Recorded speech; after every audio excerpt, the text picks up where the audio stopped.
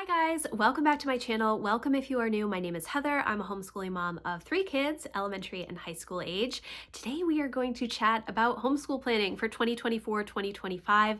So let's get started. Okay guys, so several weeks ago, I shared the first part of my homeschool planning process with you, which honestly is just making a bunch of lists so that I don't have to be thinking about homeschool planning while I'm also simultaneously trying to finish up our current homeschool year.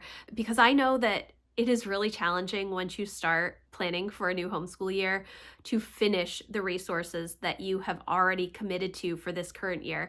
And it's challenging because you see all of these brand new books and resources and you want to dig into them immediately. And so instead of doing that, I make a lot of brainstorming lists and set aside time where I can start to look at different resources, see what I may want to use, but I don't go through and start really actively lesson planning until after our homeschool year is over. Looking at some of the new things, purchasing some new resources does help me get through the winter doldrums, but I don't like to really deep dive into them until we are finished with our homeschool year. We are pretty much done with our homeschool year. I am done with my part, essentially. My high schoolers have a little bit more work to do. My elementary age daughter, she will continue to do math will probably continue right until the end of June and then take a couple of weeks off and then start again with her new resources when we start our new homeschool year in July. Elementary math, I remember this now from when my older two were that age, that we kind of just roll our math curriculum and even some of the copy work and language arts stuff just because it's easier. We don't have a big gap in learning and we don't have to revisit a bunch of stuff because we're still continuously working, making forward progress. So that's kind of where we're at. So what I'm going to do now is kind of talk about the next steps. So after I kind of brainstorm some different ideas of things that I want to research, I start to make subject lists. And I think that I mentioned this a little bit in my homeschool part 1 video, homeschool planning part 1 video. I will leave that stuff linked in the description box if you haven't seen it and you want to check it out. In Maine, we are required to teach certain subjects, but what and how we teach them is completely up to us. So I just make sure that I am covering all of my bases by listing out the subjects that we're required to teach each year. And then I really start to deep dive on research. And this research is something that I can't mentally do until I'm done with my part of homeschooling. That means when I'm done with the history and the English for my older kids and most of the science resources, so that I'm not actively homeschooling every day and instead I can really focus on next year. If I'm trying to bounce back and forth, it's not an efficient use of my time. And so I try to carve out some specific time pretty much when we're done with our homeschool year, even if my kids have a little bit of work left that they're able to independently do. And then I sit down and start brainstorming in the different subject areas. What are the different resources that I think that I want to use? And a lot of that is downloading samples, watching review videos on YouTube, looking at how other people have set up this curriculum, looking in specific Facebook groups. Most curriculum companies I have used, I find, have Facebook groups specific to their curriculum resources, and sometimes even as specific as certain subjects within the curriculum company. So that is very helpful just to kind of get an overall idea. You don't want to just look at the reviews that are on the curriculum company website or sponsored reviews from curriculum companies because those oftentimes are more favorable. I do like to look for bad reviews of different curriculum. I do the same thing with book reviews because I think that it's valuable to see what are the things that people really didn't like about these resources and how does that jive with what I think about what my kids need. And so I kind of do that. Lots of research. And I probably spend, I would say I spend quite a bit of time researching. I've spent quite a bit of time researching this year, and I think part of it is because this year I'm not necessarily going to the next level with Sunlight. We've been using Sunlight since 2010, which is, if you don't know about Sunlight, they are a literature-based homeschool curriculum, and I absolutely love all of their books. Even if you don't use their resources, their book lists are amazing. If you just want to add a bunch of really interesting resources to your homeschool curriculum. So, so good. So in years past, I will just order the next level for Emma, and then I will just bring my other two kids up. Next year, Jack would be going into level 200, which is classical literature and church history, and he's not interested in either of those. And so I'm kind of up in the air as to what I'm going to do with his English. I do have some ideas, but I'm not entirely sure yet. Lucy would be going into level E, and it's possible that we may start that next year. She is on the younger end for the resources that she's using. She's following the same path that Emma and Jack did in the same ages that they were, but she is a late fall baby, and so it's a little bit different than my spring and summer kids. So I'm thinking that we may hold off until January to start level E and really focus on the election year and government this year. We will see. It's still in flux. I'm not entirely sure about everything yet. And again, that is just, I take a lot of time to plan our homeschool year, and I'm not sure if that's normal or not. I know that there are some people, like Pam Barnhill, will plan her whole year in a weekend. That is not me. I need a lot more time to kind of sit and think about things. And so I will take little pockets of time over several months to get things ready. And then once I have all of my resources, then I deep dive into lesson planning. That's usually towards the end of June. So, okay. I'm getting ahead of myself. So I research what new resources we want to use, but I also look at my shelves. And that is because we have been using Sunlight since 2010. So I have resources from what used to be called their P34 level, which is now T, I believe, all the way through level 300. So we have an immense number of books.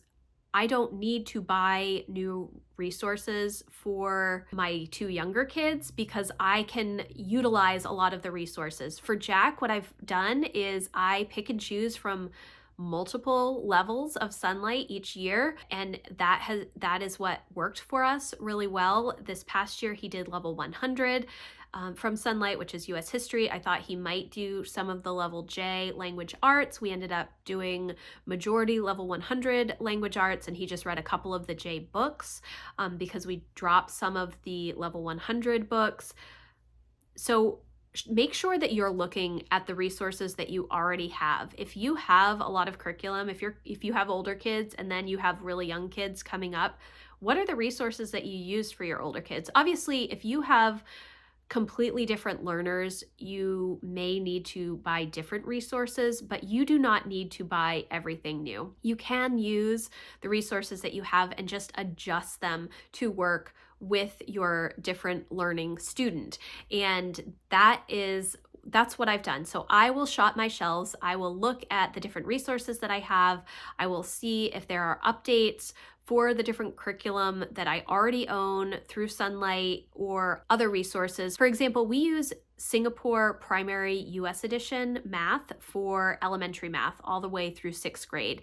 And this year, we've always purchased the packages through Sunlight because we're buying the other resources, so it's just easier. This year, Sunlight has updated the Singapore math program to their 2022 version, and that combines the workbook and the textbook, I believe. I'm not sure if there are any other changes. I think that it's still very much the Singapore math method. They have a few different programs now. They have Common Core, they have Dimensions, they have some other options, but we use the traditional Singapore method. So they have come out with new resources. And so I need to look and say, do I want to continue using the resources that we already have and just buy the new workbook? Or do I want to update these resources? And I'm just sticking with the old resources that we already have and just buying the workbook because I know how to teach this method. I've already gone through with 2 of my kids and I think that it works really well. So I don't need to change it. So that's what you want to do, especially Emma and Lucy have a wide gap. Emma is going into her senior year, Lucy's going into fourth grade, so there's a wide gap of resources. Jack, just being a couple years below Emma, it was very easy to just continue on using the resources we already had. But with the large gap between Lucy and Emma, I need to make sure that there haven't been some big updates. And in some of the resources that over the past several years, there have been updates. So yes, shop your shelves. What new things do you need? Then the next thing that I do after I figure out the books that I'm going to be using, or if there are new books that I want to get, I need to figure out, do I want these physical books? Are there audiobooks available, or either through Audible Plus, which we have an Audible subscription, or through Hoopla, which is the library app that we have, both audio or ebooks. Libby is another option that our library does not have, but I know a lot of people use Libby. So I will go through all of the books and see if there are audiobook versions or ebook versions that I can get for free, instead of purchasing the book, and just kind of making a judgment on whether I want these books in physical form. A lot of times I do want the physical book because I really like physical books. Obviously, you can see lots of resources from this year, and I have lots of homeschool shelves, lots of homeschool books in the basement. It's a little bit overwhelming, actually, but I like to look and see what is available at the library, even if I have the physical book in hand, just because some books are better on audio than reading physically. And because Sunlight has so many books each year to read in both history and English, it can be a little bit overwhelming. So I like to do that just in case. So that's the next step that I do. And then I am looking at consumable resources, things that I have used in the past for my older kids that maybe I need to get for Lucy. This would be things like language arts worksheets, science worksheets, workbooks, math workbooks, any of those types of things. If I'm going to continue using some of the same resources I've used in the past, I want to make sure that I have the consumable worksheets and workbooks in hand so that I can use those resources the way they need to be used. So that is the next thing that I do in my homeschool planning. Sometimes in the past, especially when Emma and Jack were younger, I would always just buy an extra set of worksheets for the different resources because I knew that eventually I would use those with Jack. And so I did that for many of the elementary years, but then I stopped doing it because I figured there's going to be such a gap between Lucy and Jack and Lucy and Emma that I may need to update further on. And that has been the case in the past several years. When I've purchased resources for Lucy, there have been a lot of big updates to language arts and the science resources through Sunlight. So I'm glad that I did not already have those worksheets because I would have probably wanted to purchase new ones anyways. Then the next thing that I start to think about are themes. And for as long as I can remember, I have chosen different themes, different monthly themes for our homeschool. Now, as my older two have gotten into high school, they have not been as needed with the themes have not been as needed as my kids have made their way through upper middle and now in high school. But Lucy, who is in elementary, those themes were so much fun when my older two were in elementary. And so I'm having to remember some of the things that I used to do with my older kids that I now want to include Lucy in. And sometimes, because I've been homeschooling so long and because my other two kids are in high school, it's very easy for me to forget that Lucy is in elementary. And so my expectations are very high.